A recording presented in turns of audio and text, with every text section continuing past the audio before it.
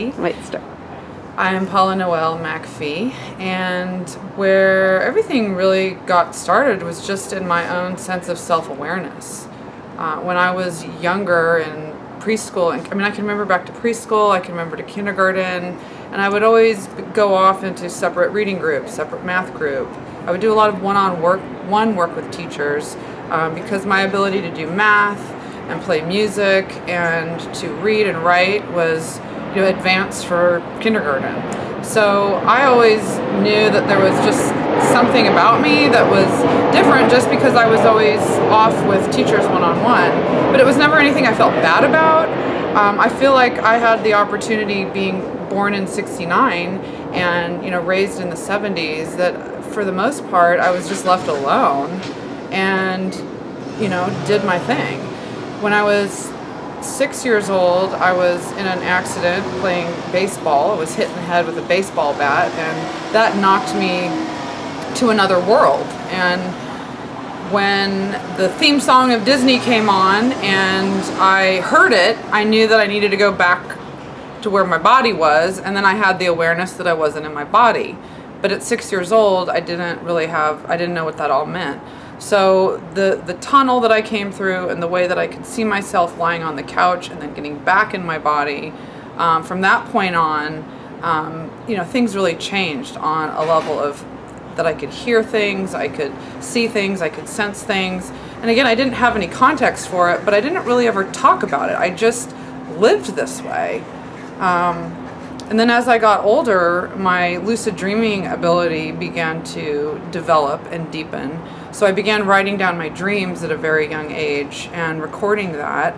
And then at 16, I found myself to be, feeling really depressed. So I went to my mom and I gave her a list of psychologists to choose from that I would be going to see. So I really feel for me, my story is a little bit different, I think, than a lot of the kids these days, in that it was before a diagnosis. It was, if you were a unique individual in the time and place I lived, we could find a class for you, or we could help you be the artistic, creative, or intelligent child that you are. I also feel I was really fortunate to be adopted and raised by a family who honored that in me from day one. I was raised Protestant, conservative Christian, but my dad always told me to keep an open mind and see how it's all connected. So when I would, talk that way amongst my friends, they thought I was a little bit of a wingnut, and that was just me. The thing that really started to be a noticeable difference between me and them was honestly just being a redhead with white skin. My issues weren't ever really anything to do with my abilities, my dreaming, my intuition, any of that. I always felt very empowered by myself to just be myself. But what started to come in high school and and a little bit into college was being an intelligent female. You get put in a lot of boxes, and one of the boxes is that I'm too white. So a lot of the challenges I had in terms of judgment and adversity was just by my own peers, which had nothing to do with anything other than what I looked like. So that was where I split off and rebelled, was in what I looked like. So I went through the new wave scene, I went through the punk scene, I was a DJ in the rave scene. I just sort of followed an external identity of trying to find myself on the outside based on what I looked like. On the inside, I was having a really rich and vast inner dreaming world that when I was about 22 years old, I came across Robert Monroe's books. I started learning about journeying with your psychic body. And then all the things that I had naturally done as a child finally had context because there were books and researchers and people talking about these ways of being, which I didn't even know there were ways of being or skills or anything. It was just always who I was, and that's Paula, she's just being who she is.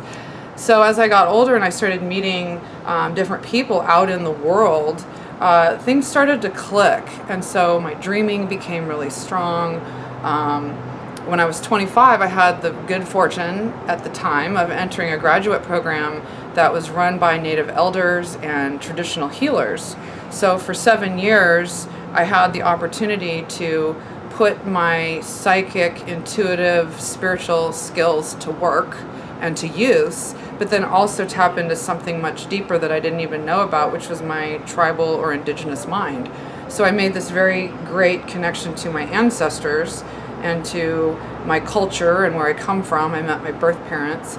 And in the midst of that, would have incredible synchronicities of meeting different, elders from different realms. And one day when I was sort of just living life in Portland and I graduated and I was doing a little bit of research and sort of tinking around town, I got a letter in the mail, and a gal said that Holly Makua, who is one of the elders that I worked with in Hawaii, he had sent her to come find me.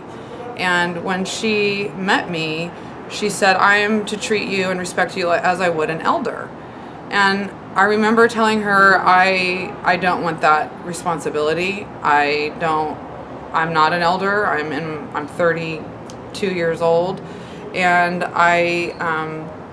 but I'm really stoked that you contacted me. So thank you very much. I'm going to contact Makua now and find out really what he's up to. So I contacted him, and through him I met Judith, Lynne, who we just immediately synchronized.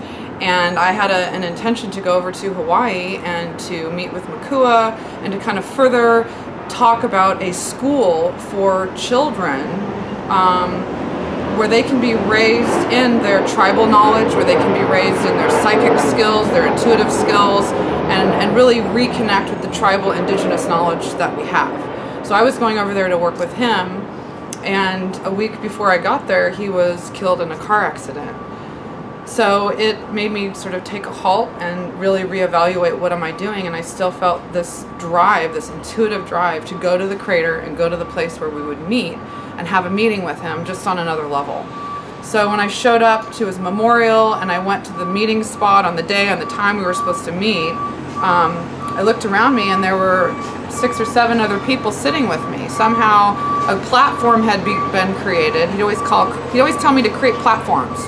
So I created this platform, and he created this platform, and all these people showed up, and we had this adventure as a group of people for several years after that. But what that led to was Judith, Lynne, saying to me, you need to meet my friend Bev, who knows this woman called Nancy Tappy. She will totally get you.